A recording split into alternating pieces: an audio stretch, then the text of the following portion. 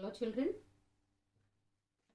today we are going to discuss about the next subtopic under the natural resources, that is water for all, and also about a case study. We have already studied about the first case study of Vanaparthi and Vadicherla.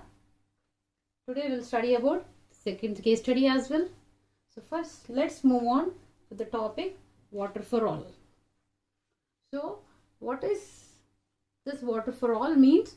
Here it means how much water is present on the surface of this planet and what are the different types. Is it that the whole 100% is readily available, or is some amount been, like though it's been fresh water available or not, or if it is marine water and all.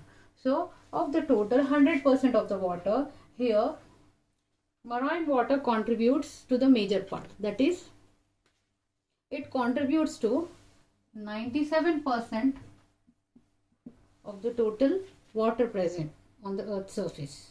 And then the next thing, the fresh water, its contribution is 2.5 to 2.75%. Right. Then of the total fresh water, some amount of it is been frozen in the form of glaciers, and that amount is nearly 1.75 to 2, the major part of the fresh waters. And then the next one, underground water. Underground water is totally being the water which is present under the surface of the earth, and then it contributes to 0.7 to 0.8% of the total fresh water which would be there on the surface of the earth. And of that, the last one is the surface waters, which would contribute to 0.01%. So this is regarding the total water. It means the surface water which is there in the form of lakes, swamps, right, and rivers is only available as the fresh water for the usage purpose. And the rest all is either been underground, need to be tapped using bore wells, or the rest would be the frozen one, right, which is not readily available. So the amount of water which is readily been available is 0.01%, and now it is to be conserved in such a manner that it is available for the future generations and then also been useful for us. So care need to be taken to conserve this minimal amount of water which is being available. If the care is being taken, there will be no problem at all. Right, this is regarding the total water which is present. Next we will move on to the next concept, that is regarding the watersheds. What is this watersheds? In the ancient times, village boundaries were decided upon certain watersheds, that is a land between, right, the two like rivers or the streams, right. So here wherever the streams have been passing, right, there the land which would be there in between, now it should be like sharing the water in equal manner or in an equitable manner, that is at the fixed point, right. A drainage system should be there from where water should be flowing into the villages and right between the villages.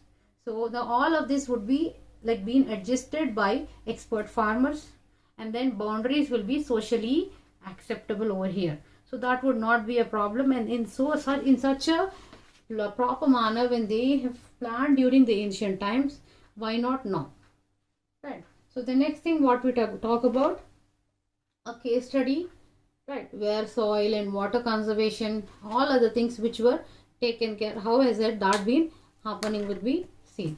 The next thing we talk about the case study of Kottapalli village. Now that is nothing but it's a statement is said, development lies in efficient usage of the natural resources that can be proved. How can they be proved?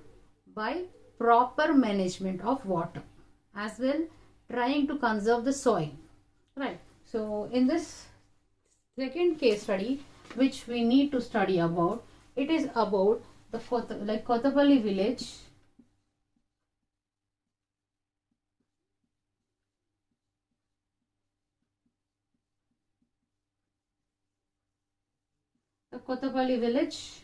where here it is an example of water management. Effort of people over there in the village is being taken through proper guidance. There were certain organizations, certain people who have already been trained, who used to guide them.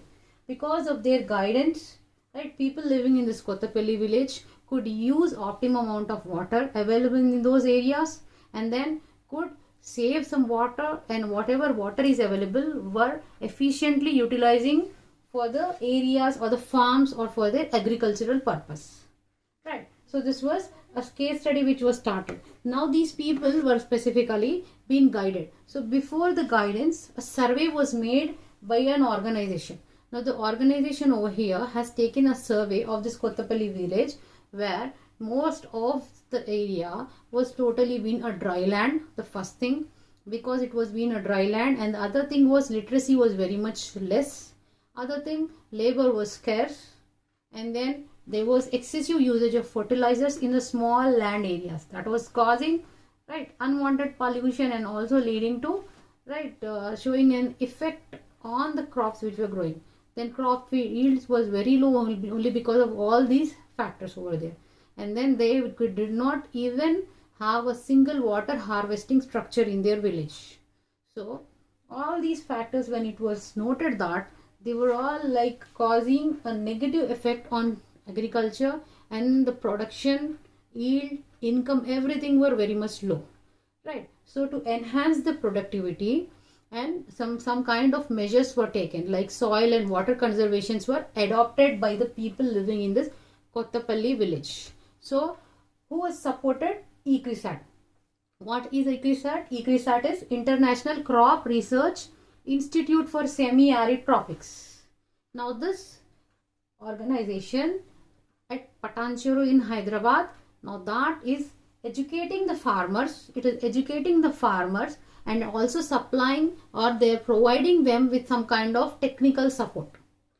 So what was that? The measures they have been taken or supporting them, right? First, they were using cost efficient techniques, okay, or like methods they were opting for, and then they were also helping them or then guiding them with some water storage structures, so that, right, water can be stored, right, and utilized in a proper manner, as well soil conservation structures or techniques. They were teaching them how to do that, right? Then the measures what they have taken under this are community based and farmer based. So what are these community based? Here the measures were community based interventions and farmer based interventions. What were these community based interventions? These community based interventions specifically was on a whole where like few number of farmers, right, living like in their neighborhood, they would be totally been in a proper way, being shown a proper way, so that they are able to conserve enough amount of water and soil, right? So these methods help them to conserve the resources present in their area, and also some other resources other than soil and water. They were also being managed. So they have taught them nothing but sustainable management of the resources which they were deprived of, which they were like trying to save themselves from. So next we talk about community based interventions. So with the community based interventions, they have started with 14 storage structures, right? What were the 14 storage structures over here? The 14 storage structures, of them the 13 were the masonry dams, and one of them was a earthen dam that is made up of soil. Now these dams had a capacity of storage of 300 to 200 meter cube of water, and the construction was such a way. And then they have also moved on with 60 mini percolation tanks. 60 mini percolation tanks. Mini percolation tanks. Now these percolation tanks itself will very clearly state that enough amount of water which would be running after the rainfalls could be helped in percolation into the deeper layers. The next thing, these were nothing but the pits, something like the soak pits which have been made in different areas. And then field bunding. The fields or the areas or the lands which are passing through those areas, they have been bunded. Bunded in the sense they have been given some kind of bordering elevation of the lands, so that the borders have been elevated, so that water stagnates in those areas and gets percolated. And other thing, soil doesn't get eroded out. So how is it been? The bunding, if these are the fields, they've been elevated with certain structures so that they have been raised. And then what is happening because of that? Nothing gets washed away because of the like a high level of the bunds over there. In that, how much ever like land was being bunded over here? 38 hectares. 38 hectares of land was bunded in this cause. In this way, what has happened? Community-based interventions has specifically helped in conserving the resources which were being scarce in those areas. Then next, because of these interventions, 28 dry open wells, right, near the Nalla or the Lakshmi canal were sourced, right, which is being sourced from the Sri Ram Sagar project. The water which passes through this. Now this, what did they do? They have converted some 28 dry open wells into those areas for recharging of the groundwater. Okay, something like construction of dikes, barriers, all of that throughout the area, so that the water which is where is been running off is being diverted into those dry wells, which have been converted into those recharging wells, pits we can say, and then it would be helping in recharging the ground level water. Other thing, user groups were formed. User groups were formed over here after each water storage structure, and in these storage structures they were used exclusively for recharging of these groundwater levels, so that enough amount of water can be tapped even if rainfall is not being there to a longer duration, and then they can have a proper fielding techniques, or we can say that farming techniques for them. So next we will move on to the individual farmer based interventions. The individual farmer based interventions over here, it could be something like individual farmer would be conserving the soil, and they would be utilizing the resources whichever are present in their surroundings. So now this is also soil and water conservation over here. And other thing over here, the measures which are implemented over here are broadbed furrows, and they have also been with contour plantations and also with micro irrigation.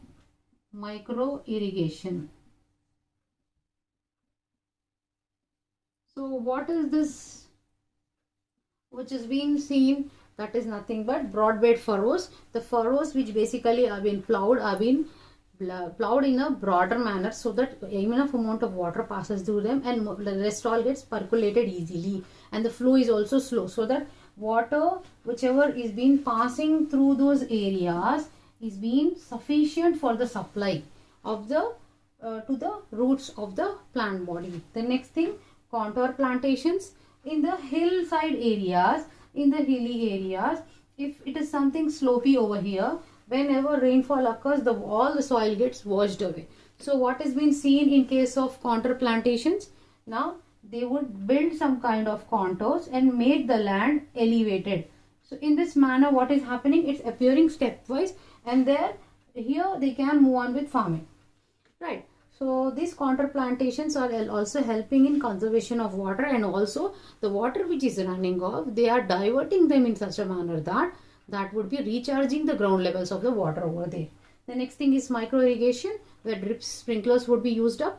Maximum amount of water is being seen that it is being evenly provided to each and every plant, right? Very slowly, drop by drop, so that all of the plants are being supplied with proper water or irrigation techniques over here. The next thing what we talk about over here is regarding plantation of Gliricidia. Gliricidia is a plantation, right? Now this Gliricidia, it is also called as a madri, a leguminous plant which is adapted to grow in dry land areas. Okay, now these have been growing on the field bunds. They have been grown on the field bunds. How they help them? They will help them to strengthen them to make the soil nitrogen rich. In these ways, right? Bunding was done in 38 acres of land. On the bunds they were growing this Gliricidia, right, which was holding fast the soil and also helping in enriching the soil with nitrogen. So these were all individual farmer based interventions. So based on the survey, when the survey was taken, and finally they have come to a conclusion with community based, on a group wise as well individual farmer based interventions, of which both community and individual farmer based problems were solved and they could conserve enough amount of water, right? So this is regarding the methods which they have followed. Next we'll talk about the drip irrigation. Drip irrigation is nothing but the a part of micro irrigation. In this drip irrigation, right, here it is to reduce the consumption of water. How much can it be reduced? By 70% it could be reduced. 70% of wastage of water can be reduced over here. It's a very huge number, right? But unfortunately in the total world only 2% of the people are utilizing it. Only 2% of the people are utilizing it. It's again unfortunate on us. Now if 70% can be saved, why not? If the whole world is applying this technique, they can save major part of the water and they can save it for the future generations as well, right? So this is regarding certain methods which were opted, right, by these organizations, and they were being forwarded to the people living in certain villages, educating them so that they are always been utilizing the techniques and their productivity has always increased because of these techniques. The next thing, one thing what they have taken was wasteland management. Under the wasteland management, what they have done, the areas or the lands whichever were left over without any usage, now they were growing certain useful plants in them. Fruit yielding plants, approximately some 2500 fruit yielding plants, teak trees, all of them were grown in those. So now what has happened, because of they using and growing useful saplings in those areas, it has helped in holding the soil, because roots help in holding the soil. And other thing is, soil was not getting eroded because of excessive holding. And the next thing over there, right, the soil was not losing its fertility, right? So what was that being done? Along the bunds again, these plantations were done, and then the bunds were laid for a 0.3 meter elevated areas. Custard apple plantations throughout, Gliricidia plantations throughout, everywhere they've been there. So this was really been a useful method for the area specifically with the semi-arid tropics, and then farmers would always have a better and a good income. So because of these techniques, it was a lot useful for that. Thank you so much.